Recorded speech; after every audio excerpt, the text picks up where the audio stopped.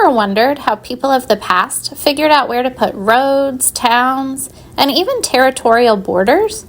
Today, I'm visiting the American Revolution Museum at Yorktown, and we're going to talk to one of our historical interpreters, TJ.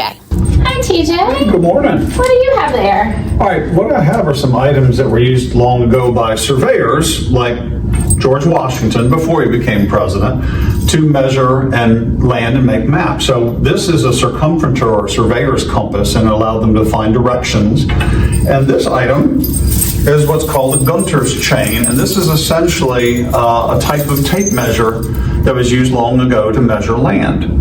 And by getting the angles and the distances, surveyors like George Washington were able to make maps of the land, show borders and the boundaries of pieces of land. So they could record those and people could buy and sell that land.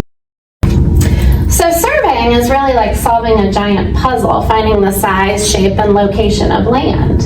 And there was no GPS in the 18th century. True, you're really relying on mathematics and muscle. In this episode of Hands on History, we will explore the role surveying played in the history of the United States and how people's lives were affected by boundaries and maps. Then you'll get to try your hand at surveying.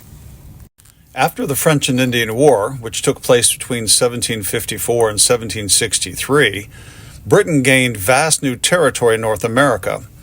This made colonists eager to move west and claim land for themselves.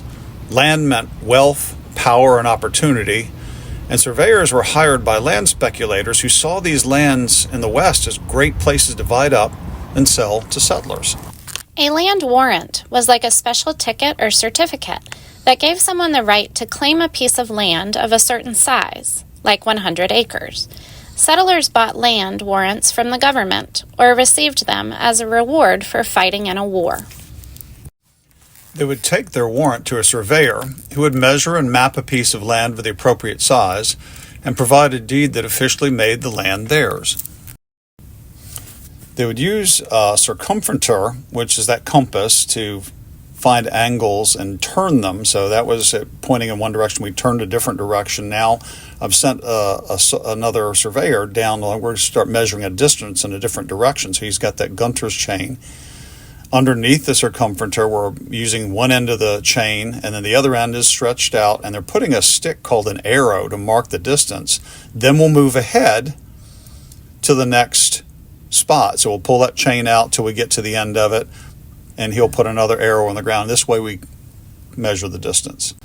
However, surveying new lands was not always safe, as this land was not empty. Indigenous nations had lived on and cared for the land for thousands of years.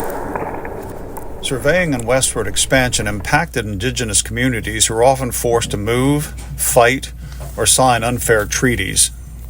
In 1763, King George III issued a proclamation forbidding settlement west of the Appalachian Mountains. This angered many settlers who had already moved there, and people began to feel that Britain was stopping the colonies from growing.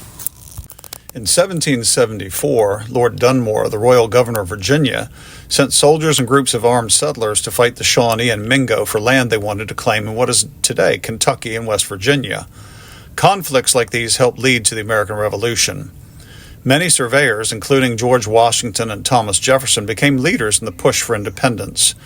During the Revolutionary War, surveyors continued to work, helping the Army figure out where to build forts and plan battles. After the war, the U.S. won a large amount of land from Britain, and they needed a plan to organize it. Many enslaved individuals were forced to clear land, build roads, and help settle these areas. The land surveyors measured became settlements where enslaved people were forced to work. Their labor was crucial, but their contributions were often left out of history. Now it's your turn.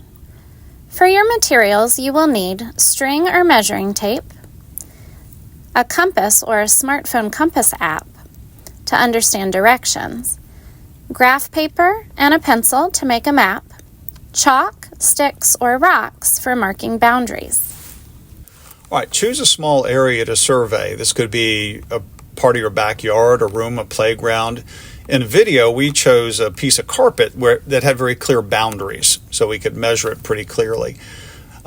Measure the area get the length and the width, so you need to use whatever you're using for your tape measure for that.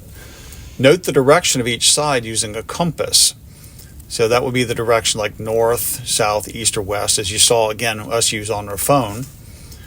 And then if you're using an open area where you have to mark your boundaries, you might use a piece of chalk or sticks or stones and use those like the boundaries that surveyors might have used in original surveys out in the frontier.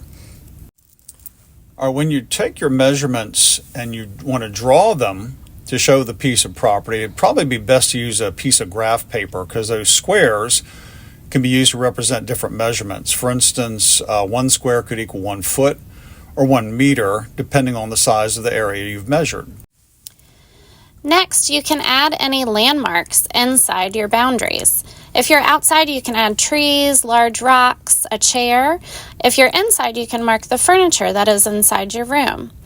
A bonus challenge would be to create a mini town on your map.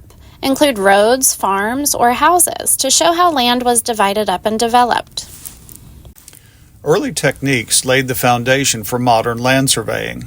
Thanks to surveying, we have accurate maps, straight roads, and organized communities. Today, surveyors use lasers, drones, and satellites to map the land, but the work they do is just as important as it was hundreds of years ago.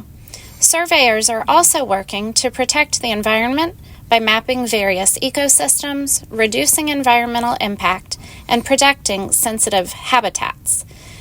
And today they better consider the land rights of all people. 18th century surveying had a big impact on the growth of this nation, but it's also important for us to remember how it impacted all the people who lived here. Thank you for exploring this part of history with us. Now go grab your measuring tools and start surveying your world.